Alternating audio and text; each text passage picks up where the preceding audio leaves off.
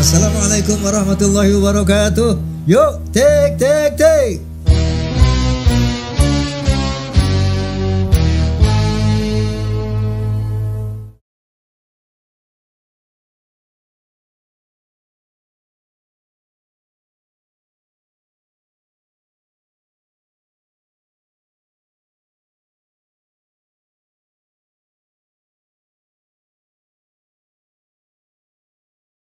Assalamualaikum warahmatullahi wabarakatuh. Waalaikumsalam warahmatullahi wabarakatuh. Bismillahirrahmanirrahim. Innal hamdalillah nahmaduhu wa nasta'inuhu wa nastaghfiruh wa na'udzu billahi min syururi anfusina wa min sayyiati a'malina. May yahdihillahu fala mudilla lahu ومن يضلل فلا هادي له أشهد أن لا إله إلا الله وحده لا شريك له وأشهد أن سيدنا ونبينا محمدا عبده ورسوله لا نبي بعده أما بعد. Sebagaimana biasa, saya ingin menyapa fans of Roma and Soneta, Forza, kemudian PAMDI, Persatuan Artis Musik Dangdut Indonesia, Fahmi Tamami, Forum Silaturahmi Takmir Masjid dan Mushola Indonesia, kemudian Perjuangan Wali Songo Indonesia, Laskar Sabilillah, PWI-LS, dan juga pejabat Persatuan Pengacara dan Jawara Bela Umat, PIN, Perisai Idaman Nasional, tentunya juga Klaners, dan semua saja yang menyaksikan podcast ini, rahimakumullah. Apa kabar semuanya? Baik? Alhamdulillah khair. Ini kali ini bukan terpaksa ya. Apa istilahnya lebih tepat? Seharusnya. Nah itu. Saya membahas masalah Mbak Alawi kembali ini, karena dalam rangka menyikapi podcastnya Ustadz Rizik Syihab pada suatu podcast yang menurut saya ini tidak fair dan sangat meremehkan persoalan polemik nasab ini, dan yang bisa menimbulkan tuduhan yang tidak fair terhadap orang-orang yang katakanlah mengkritisi kebenaran nasab Mbak Alawi. Oke, kita lihat dulu bagaimana statement beliau ini. Kalau kita bicara soal nasab, ini kan bagian daripada ilmu yang memang di dalamnya tidak lepas dari ijtihad, ya kan? Dari catatan-catatan sejarah dan seterusnya, yang tentunya dalam ijtihad maupun dalam catatan sejarah ada perbedaan-perbedaan di antara ulama-ulama ahlinya. Soal habaib lah kita katakan. Kalau ada kelompok yang nggak percaya habaib itu turunan Nabi, nggak ada masalah. Itu hak dia. Hak dia. Ya sama seperti tadi berarti ya?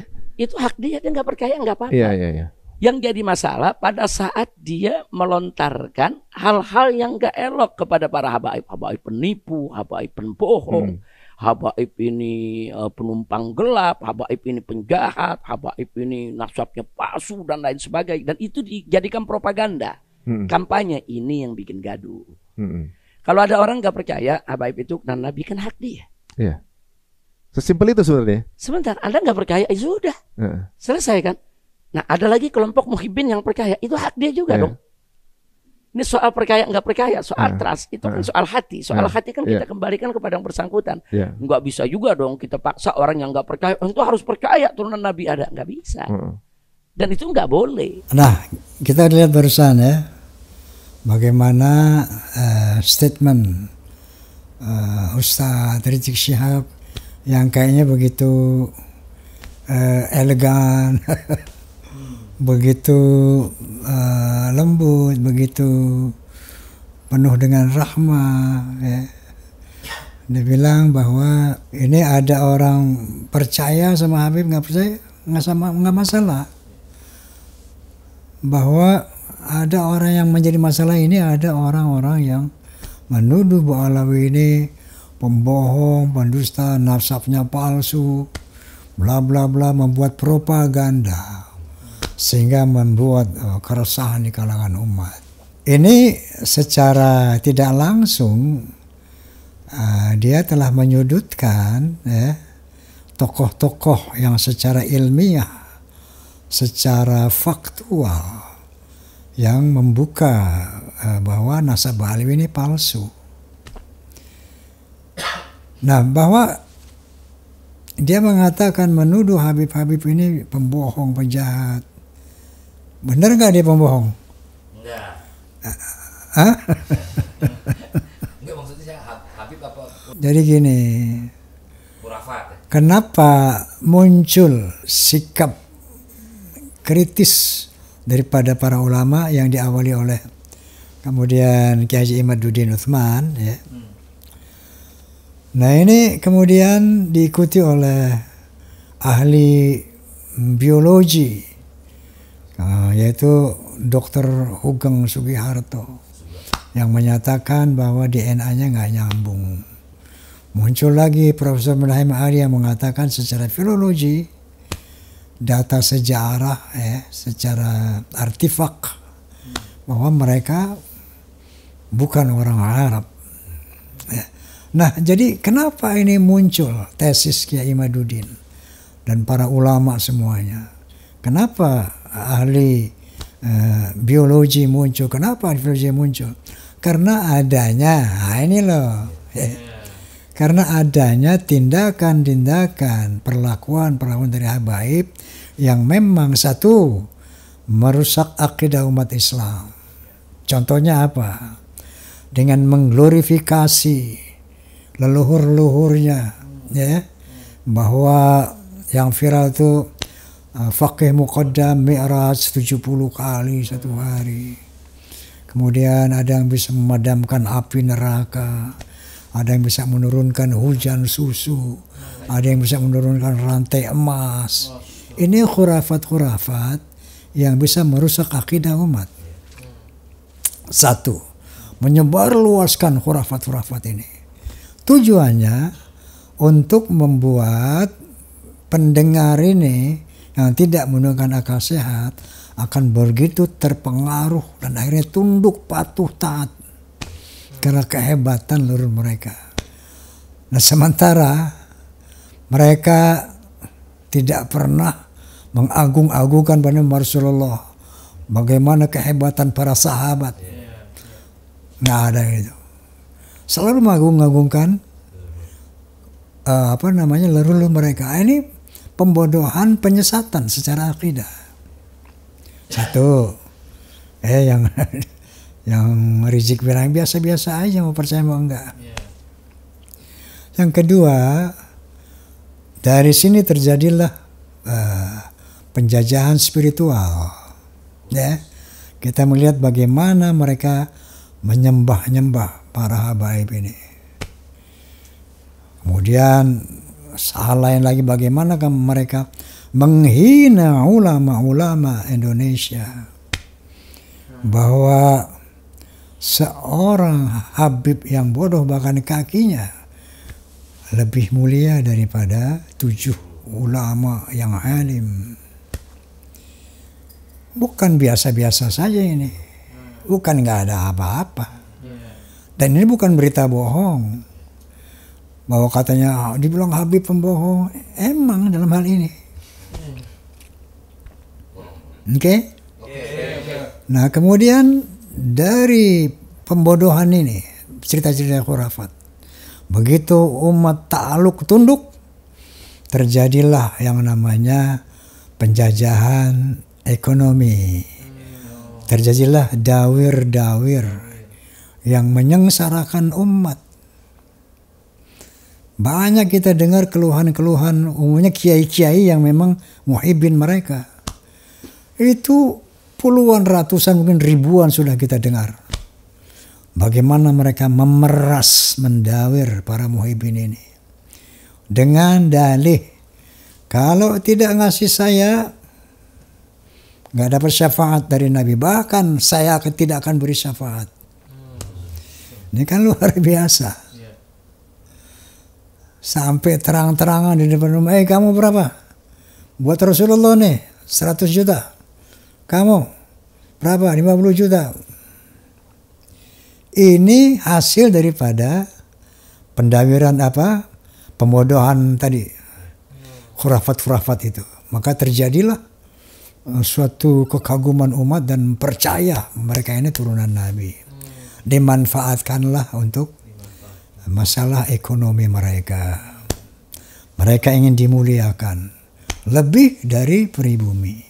Padahal Allah SWT berkali-kali menegaskan inna akramakum indallahi atqakum. Ketinggian derajat manusia di sisi Allah adalah takwamu. Kemuliaan manusia takwa. Wa qala ta'ala yadan yarfa'illahu alladhina amanu minkum walladhina utul ilma darajat. Allah akan memuliakan, meninggikan derajat orang yang beriman dan berilmu, bukan yang bernasab. Nah, mereka mengatakan lagi, itu orang alim kenapa? Dikatakan lebih rendah dari habaib yang bodoh sekalipun dia gila. Karena ilmu orang itu, kalau dia gila ilmunya hilang. Tapi yang namanya Habib, begitu ilmunya hilang, zatnya tetap lebih mulia. Sementara ini nggak ada dalil dalam Al-Quran wal Hadis bahwa darah atau turunan itu menjadi perhitungan di dalam, bahkan jangankan perhitungan yang utama, dihitung aja sama Allah tidak. Sampai Allah menegakkan, فَإِذَا نُفِخَ فِي السُّورِ فَلَا أَنْصَابَ بَيْنَهُمْ يَوْمَئِذٍ وَلَا يَتَسَاءَلُونَ. Nanti ketika sangkakala ditiup, orang udah mati dibangkitkan, apa kata Allah? Fala ansaba bainahum. Enggak ada lagi tuh urusan nasab. Enggak ada artinya nasab. Faman thaqulat mawazinuhu fa ulaika humul muflihun. Wa man khaffat mawazinuhu fa ulaika alladziina khasiru anfusahum fi jahannam khalidun. Yang dihitung adalah kalau seseorang timbangan amal ibadahnya berat, itulah orang yang beruntung. Bukan yang nasabnya nyambung, nggak ada tuh di Quran. Tapi barang siapa yang amal ibadahnya ringan, fi jahannam khalidun, masuk dalam neraka dia. Ini yang ditegaskan Rasulullah SAW berkali-kali saya utarakan. Al-jannatu lil muttaqina walau kana 'abdan habasyian wan naru lil asina walau kana sayyidan qurasyian hashimian. Surga itu tempat orang bertakwa walaupun dia budak dari bangsa Habsyi, walaupun dia anak Tanabang, anak Jawa Tengah, anak Jawa Timur, anak petani, anak Depok, tukang apa tuh, colen apa? Kalau dia bertakwa, surga tempatnya. Tapi sebaliknya Nabi menyebutkan, walau dia sayyid, wah itu saya turun Nabi itu. Sayyidan, Quraisyan, walau dia termasuk Bani Quraisy. Hashimian, Bani Hashim, turunan Nabi. Enggak masuk surga, dia masuk neraka kalau tidak bertakwa. Nah ini menjadi terhapus oleh doktrin-doktrin mereka. Ini kan namanya pendangkalan akidah. Nah ini sama Ustadz Rizik Syihab disepelekan, ini enggak ada habis-habis saja. Yang mau percaya boleh, enggak boleh. Kenapa Kiai Madudin, Kiai Haji Nur Ihya, Kiai Marzuki Mustamar, Kiai Fulan, banyak kiai, tokoh-tokoh banyak, mulai dari anggota DPR, politisi, semua pada bunyi. Kenapa? Memang melihat bahayanya gerakan-gerakan Ba'alawi. Jadi bukan sesederhana itu, tidak. Bukan yang mau percaya silakan, nggak beres kan, nggak begitu. Lihat bagaimana mereka merencanakan menguasai Indonesia. Pertama tadi, pendangkalan akidah, dilemahkan dulu akidah umat, bikin percaya 100% bahwa kami turunan Nabi, dalam darah kami mengalir darah Nabi, diyakinkan dulu itu umat. Setelah diyakin, didawir, dipers dari ekonomi. Itu kan faktanya. Nah, ada bikin kuburan-kuburan palsu, ribuan kuburan palsu. Ini sejarah membuktikan bahwa bangsa Israel, Yahudi mau menguasai Palestina, sebelumnya dibuat dulu tuh kuburan-kuburan palsu. Untuk apa? Ini dulu, tanah ini dulu milik leluhur kami. Lihat kuburan-kuburan orang-orang Yahudi, Israel. Ini tanah leluhur kami. Ternyata tujuan kuburan palsu itu persis. Ribuan kuburan palsu di Indonesia. Yang alhamdulillah sekarang sudah banyak dibongkar, walaupun belum semua. Ini kan untuk apa? Lihat tuh, kaum Ba'alawi datang dulu untuk mengislamkan antum, Indonesia. Kalau kita nggak datang, ente masih menyembah pohon. Kalau aneh nggak datang, ente masih dijajah Belanda. Kamilah yang mengislamkan Anda. Lihat tuh kuburan-kuburan tuh, leluhur kami tersebar di mana-mana. Itu bukti bahwa leluhur kami dulu telah berada di sini. Kan itu tujuannya. Apa ini sederhana? Nah, dari sana kuburan palsu tujuannya untuk apa? Bahwa itu tadi, akhirnya mereka bisa ngomong, Jawa milik pintu Aulia Tarim, markasnya Ba'alawi. Jawa milik Aulia Tarim. Setelah dibuatnya kuburan-kuburan palsu, dia berani mengatakan gitu. Kemudian selanjutnya apa yang dibilang?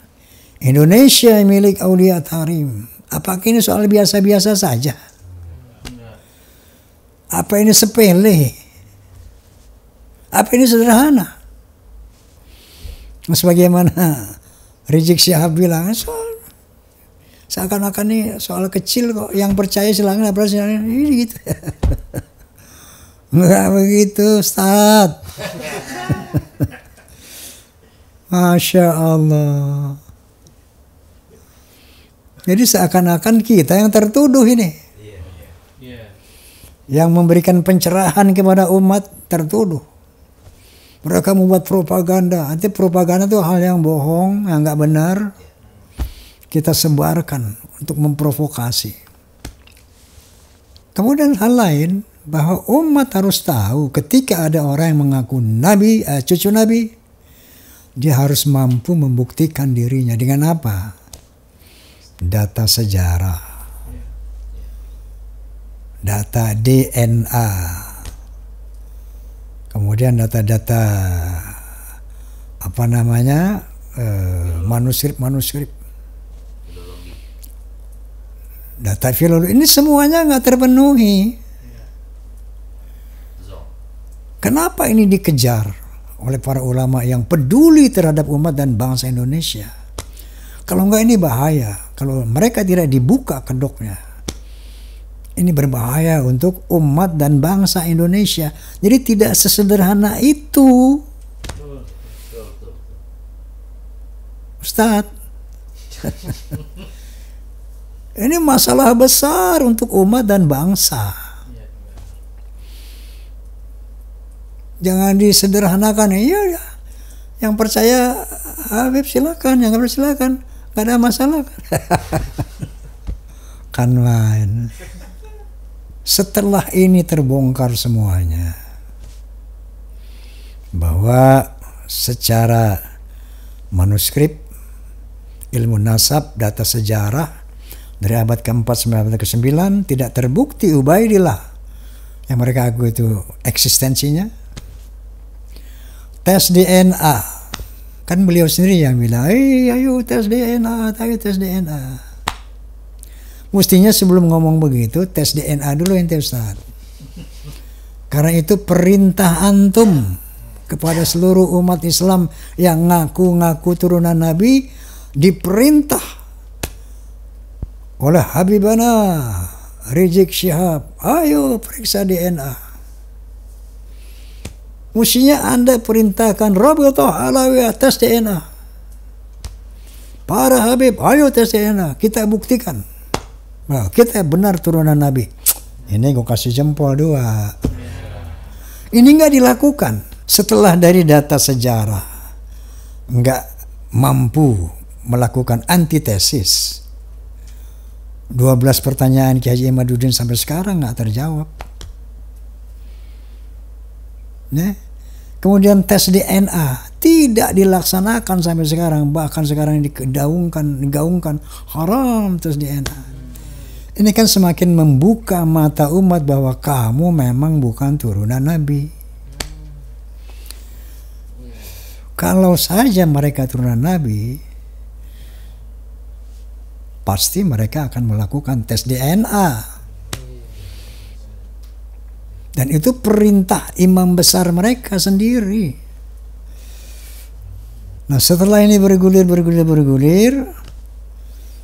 ternyata dari kaum Ba'alawi tidak mampu melakukan antitesis, tidak mampu membuktikan secara DNA, secara filologi, akhirnya ini yang bunyi. Sebenarnya ini kan sederhana saja.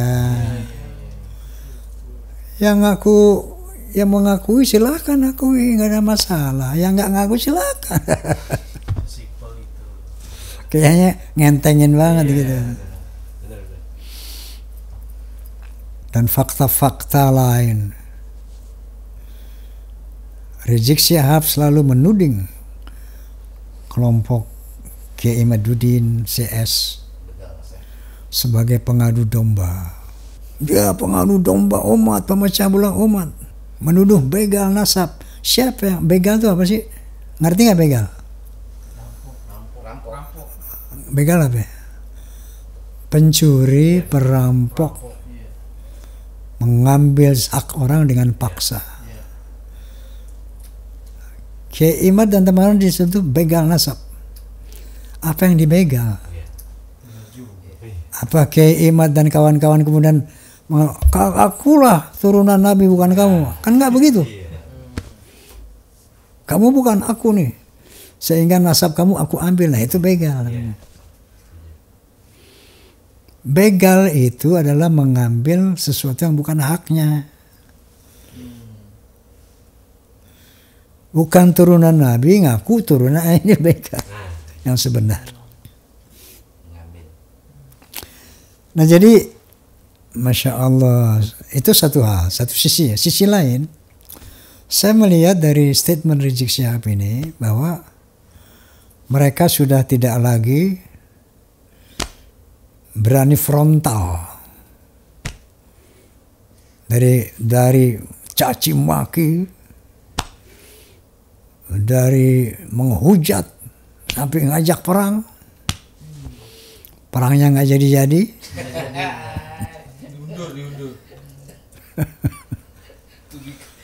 Nah, rupanya nggak mempan juga. Nah, akhirnya sekarang dia udah melemah. Kalau saya lihat,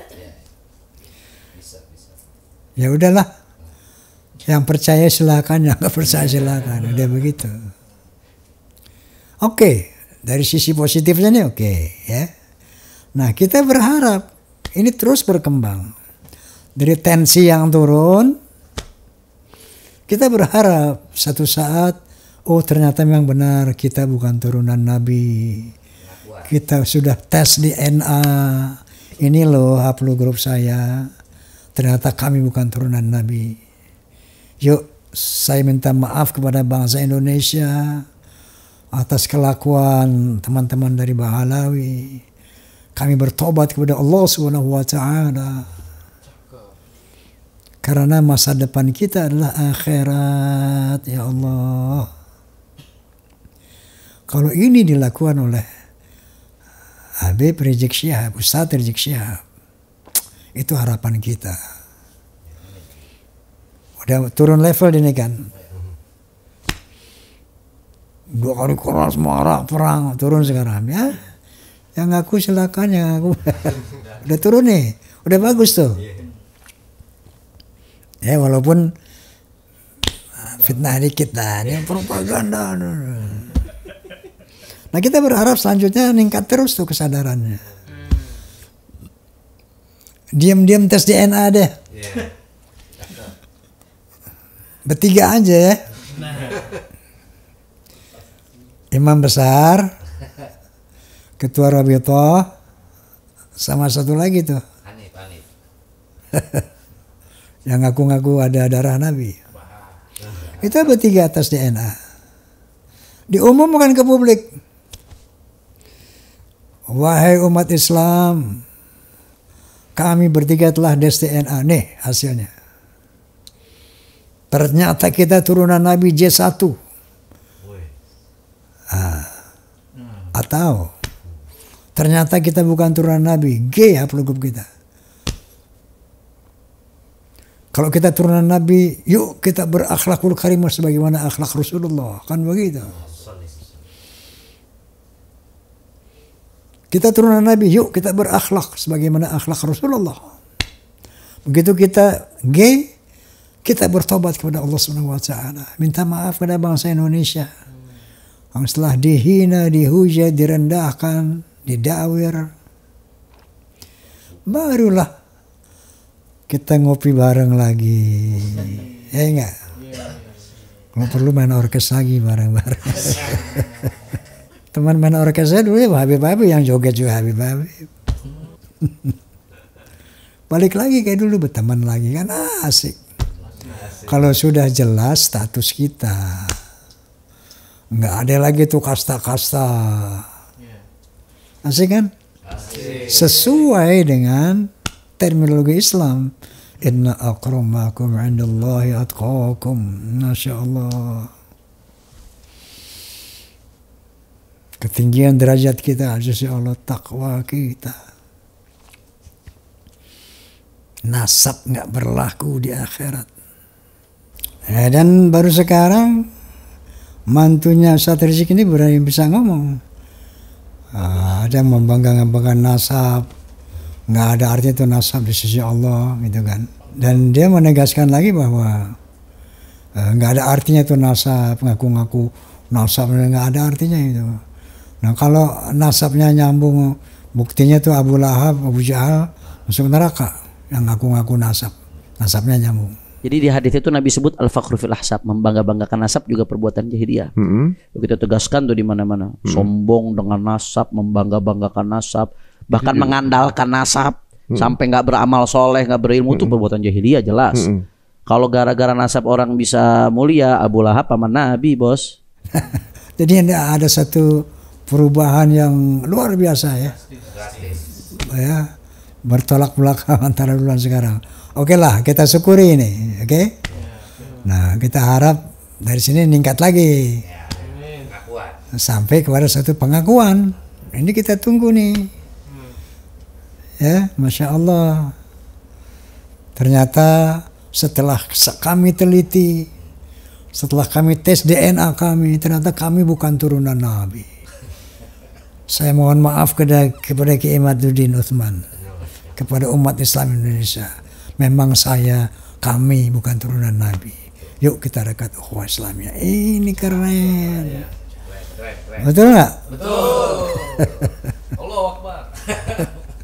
Takbir. Allahu Akbar. Ya kita harap begitu ya. Baik, itu kira-kira yang harus saya sampaikan kepada umat. Ya. Juga tentu kepada Mbak Alawi, bahwa berkali-kali saya utarakan coba introspeksi. Teman-teman Mbak Alawi nih, coba introspeksi. Muhasabah. Karena ngeri ya Allah, ngeri. Kalau kita nggak periksa keberadaan kita ini dengan benar sementara ada polemik, kita betul-betul menutup kebenaran dengan ego yang akan merugikan kita sendiri. Ya semoga tensi Ustaz Terjik yang udah mulai turun terus sampai kepada pengakuan kami bukan turunan Nabi. Yuk kita bersaudara lagi. Wallahul muwaffiq ila aqwamit thoriq. Billahi taufiq wal hidayah. Assalamualaikum warahmatullahi wabarakatuh. Waalaikumsalam warahmatullahi wabarakatuh.